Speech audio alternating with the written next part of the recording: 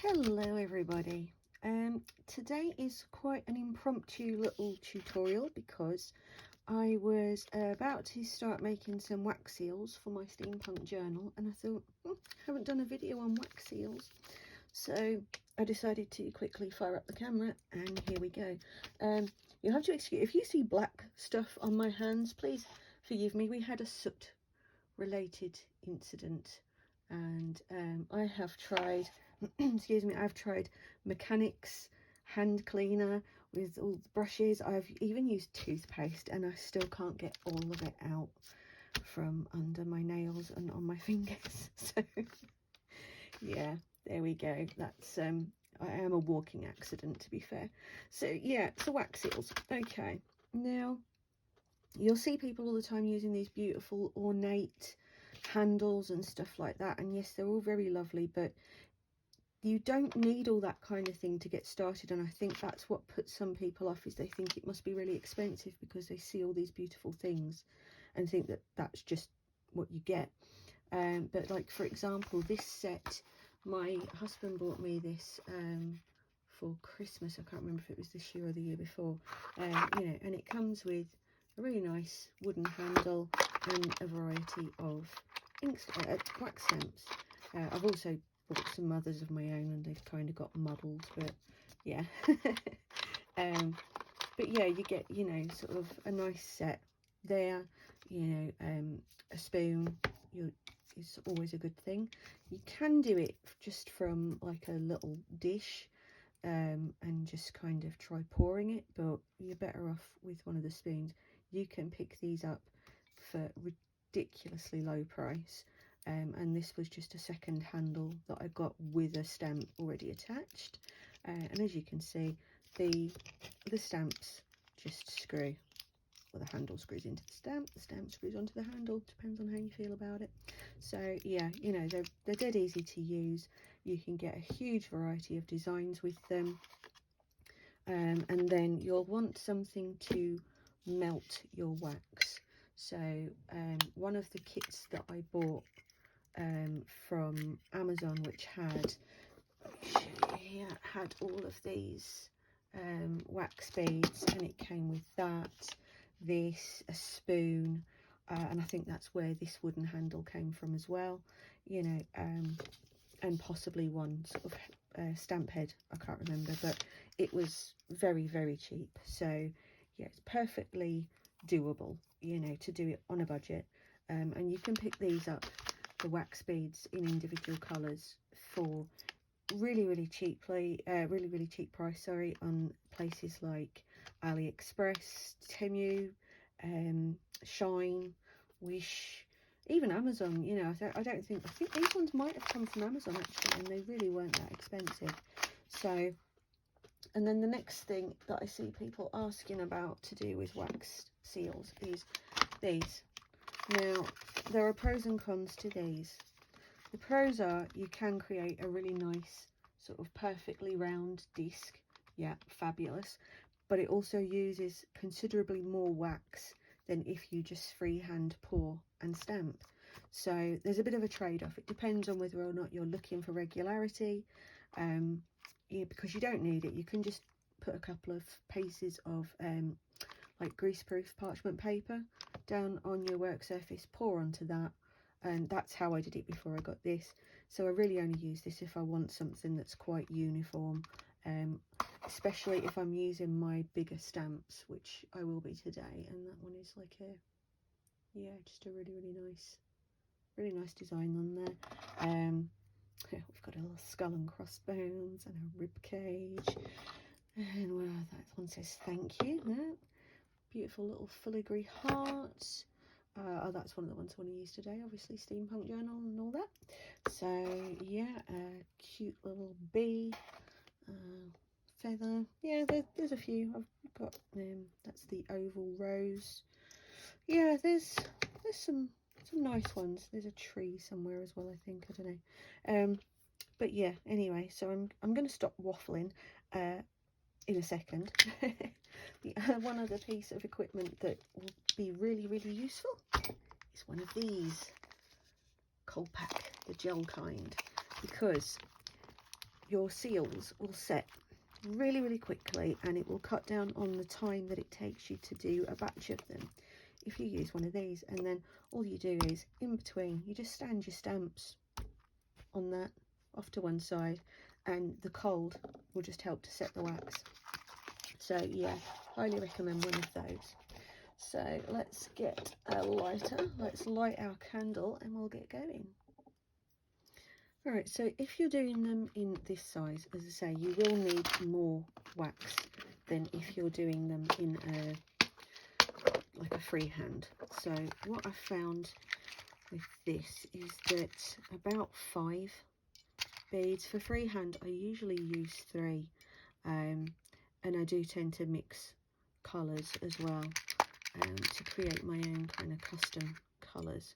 So obviously the steampunk, you're thinking, you know, like dirty reds, golds, bronze, you know, that kind of thing. So I'm just putting a little mixture of different colours in there, and then we'll pop that on there.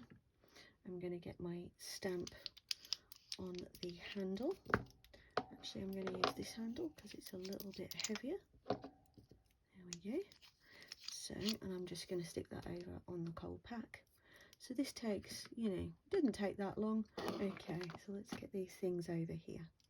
All right, so I don't know if you can see, but that's kind of, it's just starting to melt down now. So we'll speed this up, come back to it when it's melted.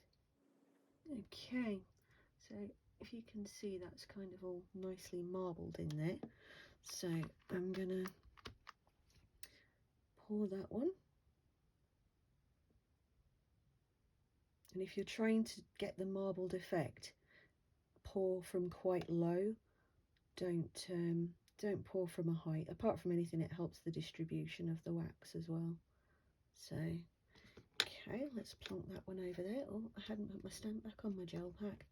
That's all right. I can hold it there for a second while that wax kind of does what it's doing. I'll pop that one out now because I'm feeling all brave. So while that one's just doing its thing in there, let's just get that a little bit round. Yeah, there we go. So I don't know if you can see that one, but it's all kind of nicely marbled and just a bit nice. But I think this one might show the marbling a little bit better than that one did. So that's been in there long enough, I think, and that's been on my cold pack long enough. So same thing again, I'm just going to take the weight of the stamp initially myself and just kind of hold it there for a second. And when I start to feel resistance, that it's not just going to slide as soon as I let it go, or, you know, drift or anything like that, then I loose it. And again, we're just going to leave that there for a second. Okay, that should be ready to lift now. There we go, lovely. Much better result on this one. I'm just going to put it into some white card because I think that might help. If I can just move the light over there. Okay, you should be able to see that it's all kind of black marbling and stuff going through there. Obviously you're not going to see the back of it unless you use it as a charm, because what I'll often do is just make a little hole in the top just using my awl tool or pokey tool, and then you can use it on spine dangles and stuff like that. I've done that a few times in the past, so then you will see the back of it, so that's fine. I nearly set fire to my piece of card then. Oh, no spatial awareness whatsoever. So yeah, so that was with the sort of mix of the red, the bronze and the gold, and that one is just the gold, the black and what was left in the spoon from the bronze one. So yeah, hopefully that's given you a good idea. I will just quickly do a freehand one actually, just to show you guys how that works. Alright, that's nearly done now. Couple more seconds, I think. You will just kind of get to know when it's ready. And part of the fun about this really is kind of just practicing it, and you know, just mess around, see what results you get. You're not looking, well, you might be looking for perfection, but you know, that takes practice. So in the meantime, have fun with it. You know, that's the way I see it. I couldn't do this for toffee when I started. I made such a mess, it was ridiculous. Okay, so I'm just going to give that a second. Okay, now I'm going to try to, you want to kind of pour this again really close to your surface. You can better control the way that the wax pools and the kind of the shape that it takes on, and pour it slowly. You don't want to just kind of throw it out there, you don't need to. Okay, and then we're just gonna again just give that a second just to start to go off, as we call it. Oh, it's a beautiful pattern on that one, really lovely. Okay, the shine is just starting to come off at the edges.